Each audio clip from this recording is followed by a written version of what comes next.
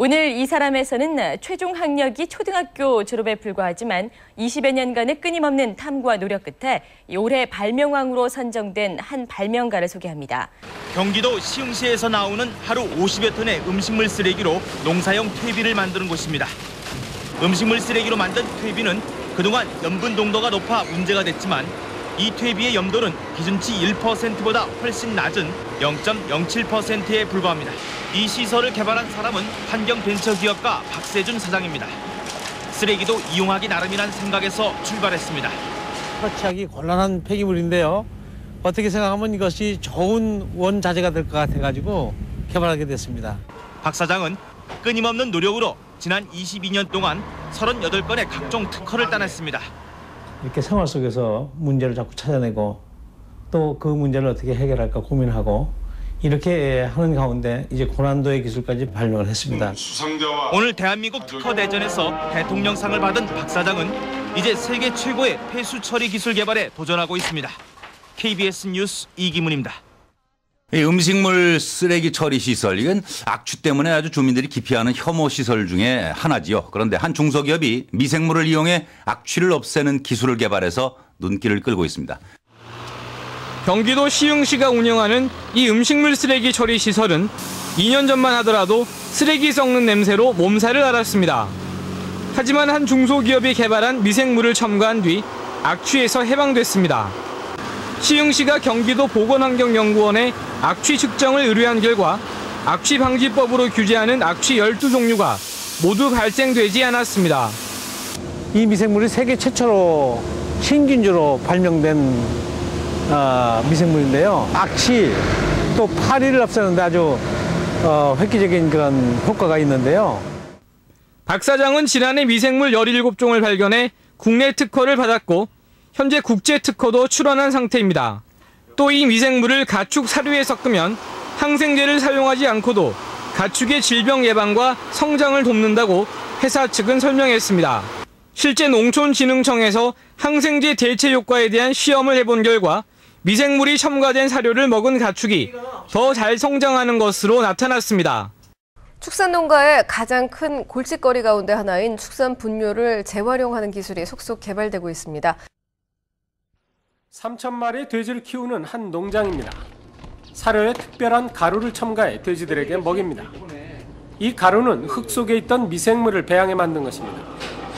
돼지들이 사료를 먹는 동안 같은 미생물이 든 액체를 돈산 내부에 뿌려주기도 합니다. 이렇게 하면 돼지 분뇨의 악취가 90%가량 사라지고 분뇨는 2-3일 내에 완전 액체로 변합니다. 무엇보다 새끼 돼지의 폐사율이 기존 40%에서 5%로 크게 줄고 항생제를 쓰지 않아도 되는 장점이 있습니다. 이 중소기업엔 슈퍼 유산균이 있습니다. 우리 몸속은 약 100조 마리에 해당하는 세균이 서식합니다. 100조 마리의 세균은 다시 유해균과 유익균으로 구분할 수 있는데요. 점차 서구화돼가는 식생활로 장내 유해균이 증가했고 이는 각종 질병의 원인이 되기도 했습니다. 슈퍼 유산균입니다. 얼마나 대단하면 유산균 이름 앞에 슈퍼라는 타이틀이 붙겠습니까? 1996년 설립이 돼 지금까지 총 150여 개의 특허를 출원했고 이 중 80개가 넘는 특허를 획득한 특허기업. 슈퍼 유산균을 개발하면 세계 특허에도 도전 중이라고 하는데요. 그거죠. 대단입니다. 대표님 특허 자랑이 여념이 없는데요. 업체는 연간 약 100억 원의 매출을 올리고 있습니다. 이 중 특허 관리에 사용되는 금액만 연간 5억 원. 미생물 사업을 하기 전에 16번을 사업을 했습니다. 그걸 보유하기 위한 그 비용도 만만치 않게 나오죠. 자, 80여 개가 넘는 특허들 사이 빈 공간으로 남겨진 부분이 있는데요. 제가 이제 지금까지 이렇게 많은 특허도 내고 또 여러 가지 상도 받고 했는데요. 마지막 제가 여기 걸 거는 노벨상을 여기 걸고자 여기 좀 비워놓은 겁니다. 슈퍼 유산균을 통해 국민들의 건강 증진에 힘써온 10년 앞으로 더욱 최선을 다해 노벨 생리의학상을 하겠다는데요. 슈퍼 유산균이 독소로 만드는 유해균은 억제하고 효소로 만들어서 몸에 좋은 기능을 하는 유익균은 증식시켜주기 때문에 인류 건강에 크게 기여할 것으로 생각합니다. 인류가 저의 이러한 노력을 인정해 주는 날 저는 그 노벨상을 살 수 있다고 생각해서 끝까지 확신을 가지고 열심히 할 것입니다.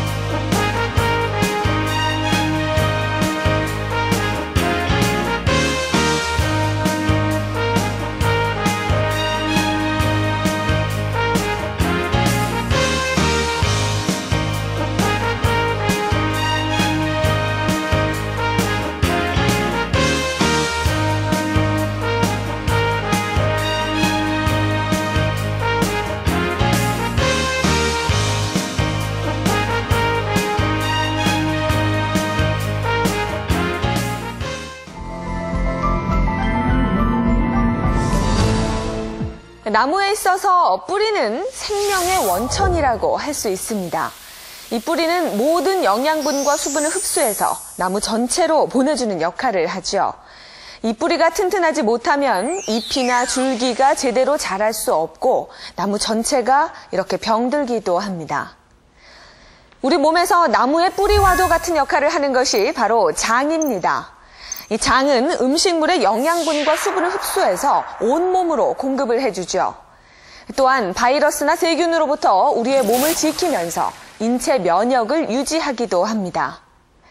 나무의 뿌리처럼 장이 제 기능을 하지 못하면 대장암, 과민성 대장증후군 등 각종 장질환뿐만 아니라 알레르기 질환, 또 피부 질환 등 다양한 질병으로 이어지게 됩니다.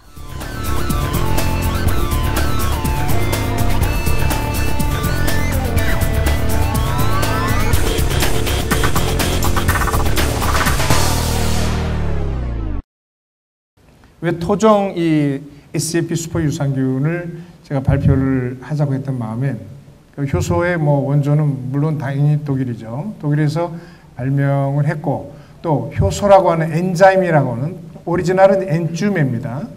그 엔주메라 그러는데 엔자임이라고 하는 단어조차도 독일 말이고 그 사람들이 상당히 자기네 나라의 그 효소에 대해 자부심이 있거든요.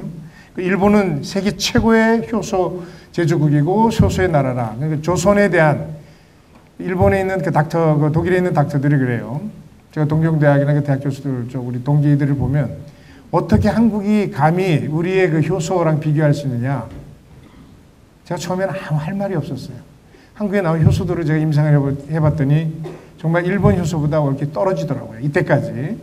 그러다가 이제 우리 박세중 회장님께서 개발하신 한국의 토종, 그 게르만 민족 쪽으로 해서 파란 눈을 가지고 있는 그 전문의들이, 의사들이 보는 이 우리 한국 토종 SAP 유산균에 대한 그 객관적인 평가와 300명 이상의 그런 그 환자들을 임상을 하루에 12시간씩 아침 8시부터 저녁 8시까지 아주 저희의 본래 그것을 좀 젖혀놓고 임상 실험을 했습니다.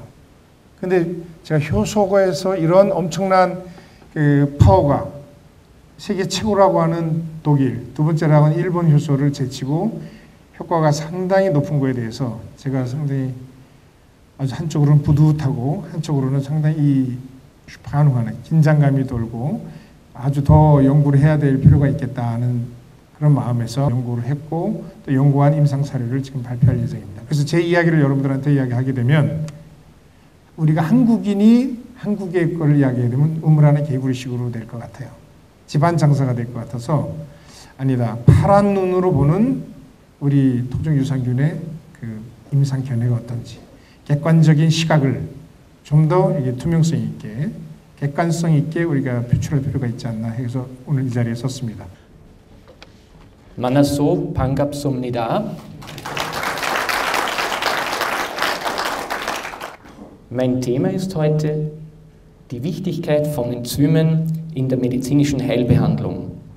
Wir als Team von der Klinik im East Western Alternative Medical Hospital in Wien.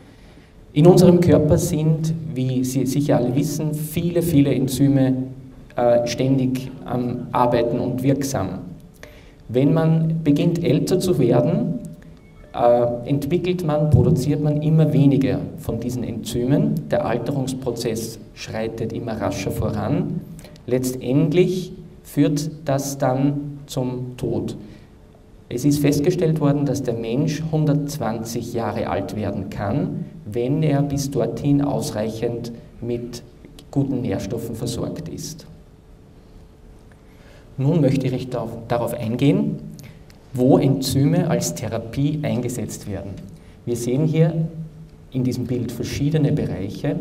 Zum einen im Immunsystem finden Sie Anwendung, bei viralen Infektionen, Virusinfektionen, bei den vielfältigen Entzündungen, die auftreten können, insbesondere auch im Rahmen nach einer Chemo- oder Strahlentherapie.